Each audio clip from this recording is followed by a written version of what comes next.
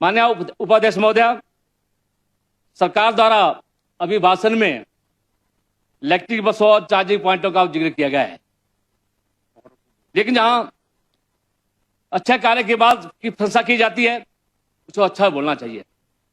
परंतु सरकार के पास अभी तक इतने कुशल इलेक्ट्रिकल मैकेनिक नहीं है जो इन चार्ज पॉइंटों को, इन इलेक्ट्रिक बसों को चला सके। ऐसी बहुत सी बसें हैं, कोई रोसड़े में खड़ी है, कोई आपकी गौर में खड़ी है, कोई आपके सगाघाट में खड़ी है, कोई आपकी मंडी में खड़ी है। तो मेरा कहने का मतलब है, पहले तो आप जो कुशल मैकेनिक है उनको ट्रेनिंग दीजिए और उसको वर्कशॉप में स्थापित कीजिए, तब लोगों को रोजगार मिलेगा और बसों को चलाने का भी लाभ मिलेगा। लेकिन सरकार स्वरोजगार प्रदान करने की बात करती है, जहां युवाओं को रोजगार देने की बात करती है। हमारे नौजवान साथी जो बाहर शीतलहर में बैठे हैं, कई लोग हॉस्पिटल में दाखिल भी हैं, लेकिन सरकार उनकी चिंता नहीं कर रही है। ऐसे लोग हैं जो 2500 के लगभग लोग हैं और जिन्होंने शिक्षा पास की है, जैसे GOIT 800 कोड नंबर 1867 सीटें इसकी है और 4332 लोग बच्चों ने जो पेपर दिए वो पास हो चुके हैं, लेकिन उसका रिजल्ट नहीं निकाला जा रहा है। इस तरह GOIT 203 कोड 82 इसमें सीटें हैं और 272 लोगों ने इसमें अपीयरेंस की है, जो मतलब शिक्षा पास की है। इस तरह GOIT 939 उसमें 295 लोगों की सीटें हैं, बच्चों की सीटें हैं और 295 लोगों ने इस सीट को, इन रिजल्टों को पास किया है। इस तरह ड्राइंग मास्टर की बात करूं, जो 980 सीटें हैं और 314 लोगों ने इस सीट को जो है पास किया है और 970 व्यक्तियों ने जो उसको मतलब पेपर दिए हैं। तो कुल मिला के 2558 लोग इसमें उत्तीर्ण हो चुके हैं और 5870 व्यक्तियों ने जो इसको मतलब रिजल्ट में अपील हुआ है। तो मेरा कहने का मतलब है कि इन रोजगारों को जो आज बाहर बैठे हैं, शीत में बीमार हो रहे हैं और अपना घर बार छोड़कर, मेरी बेटियां बहनें बहुत सी ऐसी बैठी है, लेकिन सरकार की ऐसी कोई चिंता नहीं है जो इन बच्चों का जो शोषण किया जा रहा है और इस शीतलहर में जो उनका बहुत ही स्वास्थ्य खराब हो रहा है। मेरा माननीय महोदय से निवेदन है कि इन बच्चों की चिंता करें। आप रोजगार की बात करते हैं, सरकार रोजगार देने की बात करते हैं, एक कहा का रोजगार जो बच्चे कई दिनों से सड़कों में बैठे हैं। तो माननीय उपायुक्त महोदय, हिमाचल प्रदेश के कर्मचारियों के पेंशन की बात आती है, मैं भी इस हक में हूं, मैं भी सेवानिवृत्त कर्मचारी हूं, सेवानिवृत्ति ली है मैंने, लेकिन जहां पेंशन देने की बात है इसमें कोई भी जिक्र नहीं है कि किस तरह की पेंशन दी जाएगी। अगर आप बता दें तो मैं एक सौभाग्यशाली व्यक्ति होगा जो आप मुझे बता देंगे कि किस तरह की पेंशन आप दे रहे हैं, कब से दे रहे हैं, किसको दे रहे हैं। आज आपके बिजली विभाग के कर्मचारी सड़कों में बैठे, उनको तनख्वाह नहीं है। आपके ट्रांसपोर्ट विभाग के कर्मचारी तनख्वाह में तरस रहे हैं। आउटसोर्स कर्मचारी नौकरी को तरस रहे हैं, जिनको आपने 10,000 लोगों को बाहर निकाल दिया। आप कहते हैं कि हम रोजगार देने की बात करते हैं, तो रोजगार देने की बात कहाँ है? आज सड़कों पे उतरे हैं। तो मेरा आपसे पैसे निवेदन है, जो आपने पेंशन देनी है उसको पहले निर्धारित कीजिए, ताकि आप आज जो कर्मचारी जो ठगा महसूस कर रहे हैं, क्यों ठगा महसूस कर रहे हैं? क्योंकि उनके पास अभी कोई ऐसा प्रावधान नहीं है जो ताना बुना आपने बुना है। चाहे 40% की बात है, चाहे 30% की बात है, चाहे 20% कटौती की बात है, इसमें दर्ज हो रही है। तो मेरा निवेदन है, इन कर्मचारियों को ठगने की बात जो आपने कही है वो सरकार आपने बनाई है, तो आप 1 साल के बाद आपने कहा था एक पहले बैठक में हम जो है इस निर्णय लेंगे। लेकिन मेरा माननीय महोदय से निवेदन है कि सरकार के माध्यम से इन ठगे हुए कर्मचारियों को कुशलता के साथ जो कार्य करने की क्षमता मिले, ताकि जो आपने पेंशन दी है। माननीय महोदय, आपने अपनी भाषण और महाराजा वाले भाषण में कहा कि 1500 रुपए प्रति माह देने के बाद महिलाओं को कही है, और जो 1500 रुपए आज इंतजार करी है, उन्हें अपने अपने बटुओं से ला लिए। देखिए 1 साल का समय वो बटुए भी फट चुके हैं, वो पर्स भी फट चुके हैं। लेकिन साथ साथ जहां आपने कहा कि इस घोषणा पत्र में कोई भी गारंटी संपूर्ण नहीं हो पाई है, कोई भी ऐसी गारंटी संपूर्ण नहीं हो पाई जो आज दिखाने के लोग हो। आज महिलाओं का आपने शोषण किया है, उसका नतीजा आपको लोकसभा के चुनाव में भुगतना पड़ेगा। ये आपको मैं सीधे साथ दर्शाता हूं। माननीय महोदय, आपने बस अड्डों की बात कही है। मेरा बस अड्डा रोस्टर का, जो कि 2021 में उसका शिलान्यास हुआ था, लेकिन आज तक उस बस अड्डे का ना तो काम शुरू हुआ, ना तो उसकी कोई ऐसी काम करने की क्षमता हुई है।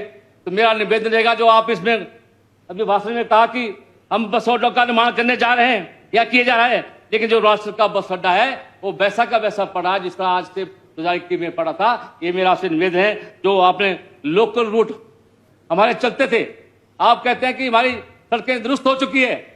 मैं कहता हूं सड़कें कहां दुरुस्त हुई है? अगर लोकल रूट आपने बंद किए हैं, उसी बस से बंद है जो सड़कें आपकी दुरुस्त नहीं हुई है। अभी कहीं डंगे लगने हैं, कहीं अभी टायरिंग होनी है या गड्ढे पड़े हैं। तो मेरा निवेदन रहेगा, जो सच्चाई का पुलंदा है उसको सामने लाए, ताकि इन बसों का रूट जो चल सके। ये मेरा कहना है।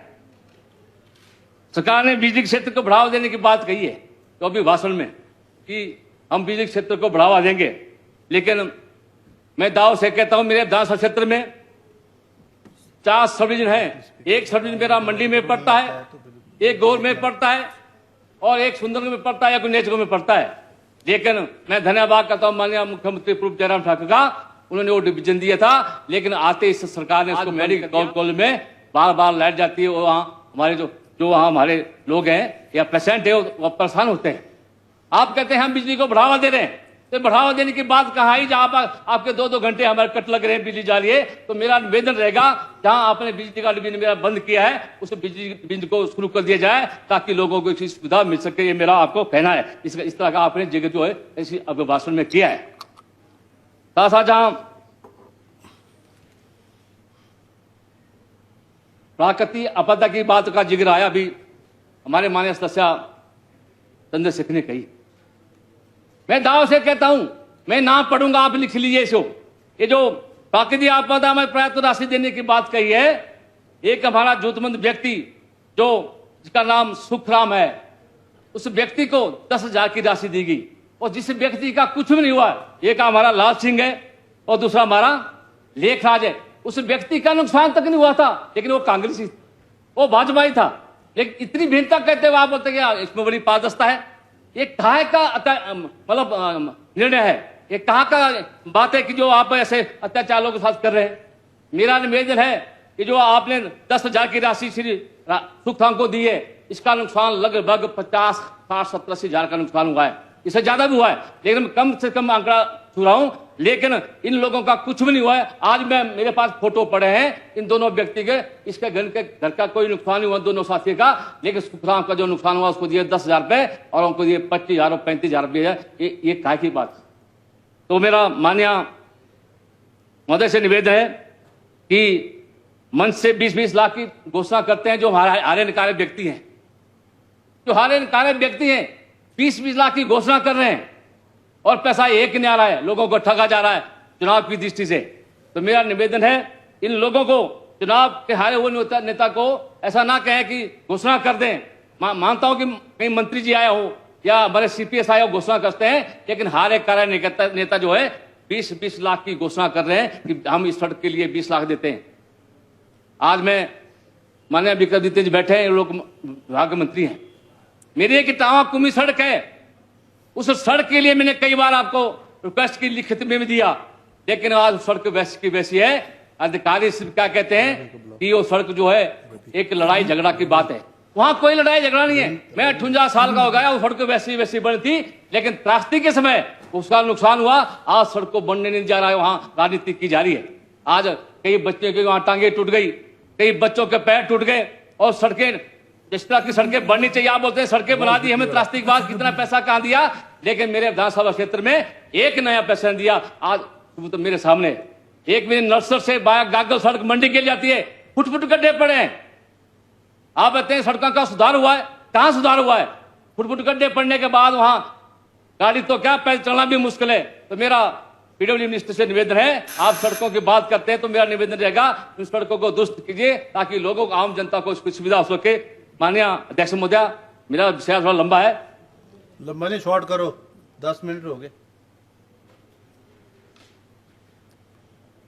ये बजट में बोले माननीय अध्यक्ष महोदय, सुख संयोजन की बात का जिक्र किया गया इस अभिभाषण में कि बेसहारा परिवारों को हम सुख आश्रय देंगे।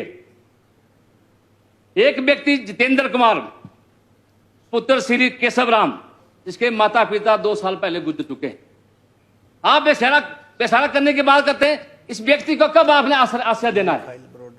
एक 14 महीने का समय आपका निकल गया, आप बोलते हैं हम ठगी नहीं करते। ठगी तो और क्या है?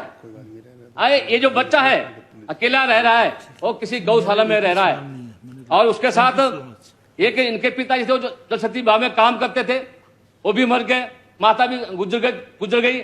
लेकिन उसके बाद जो बेलदार का पद निकाह, मैं चाहता हूं उनको एक कन्ना मूल्य के आधार पर इनको नौकरी दिया है, ताकि बच्चा अपना रोजगार चला सके और अपने और भी साधन जुटा सके। ये मेरा आपसे आग्रह है। इसी प्रकार रोहित कुमार पुत्र श्री भवानी सिंह, किरणा कुमारी, कामनी देवी, गांव मलोरी डाखाना बहना, ये भी बल में पड़ता है।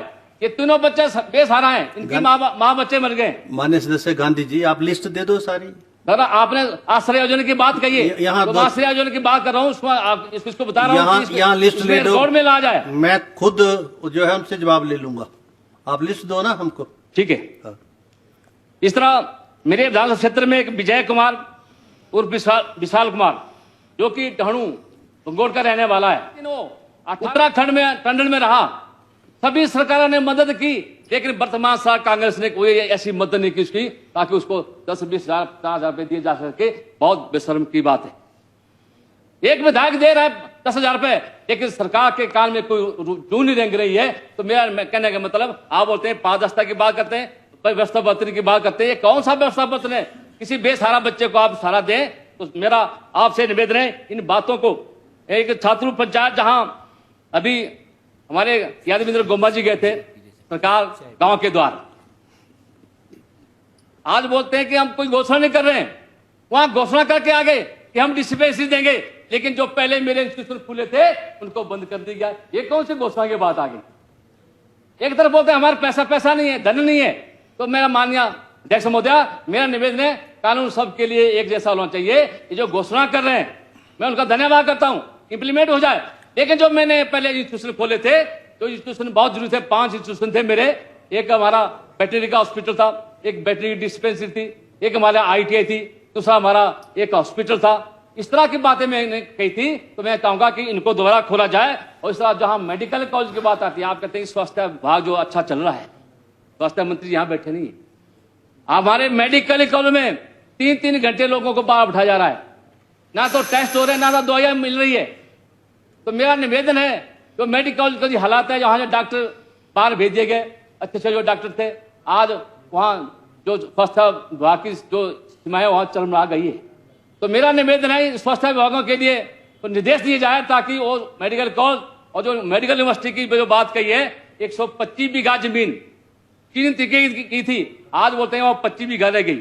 और कौन सा पटवारी था, कौन सा कानून वो था, कौन सा तहसीलदार था जिसने 125 बीघा लैंड जो है अटल अनुसंधान के लिए दी थी, जो हमारा मेडिकल यूनिवर्सिटी बननी है?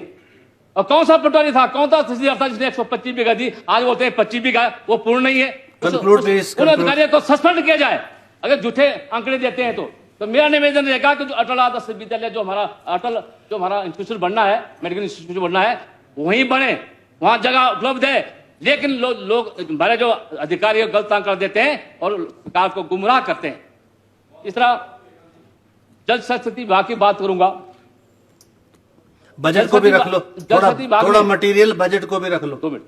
जल शक्ति विभाग में अभी इंटरव्यू हो रही है, वही रेपिटेशन है। मेरी 2022 में इंटरव्यू हुई है, मेरे डिवीजन बग्गी में 2022 में इंटरव्यू हुई है, उसका रिजल्ट निकला नहीं है, और दूसरी इंटरव्यू शुरू होने जा रही है। उसका रिजल्ट निकला जाए पहले, उसके बाद इंटरव्यू लिया, अन्यथा हम कोर्ट में जाएंगे। बच्चे जो है 45-50 साल के होने वाले हैं। कंक्लूड प्लीज, मेरा निवेदन है माननीय मंत्री महोदय, जो अभिभाषण माननीय राज्यपाल ने पढ़ा, जो आपने उसका दस्तावेज तैयार किया, जो कि डायरी की तरह होना चाहिए था, आपने तो उसको बड़ा दस्तावेज बना दिया, लेकिन डायरी की तरह बन जाए। मैं इसका असमर्थ हूं उस पर बोलने के लिए, और उसके लिए मैं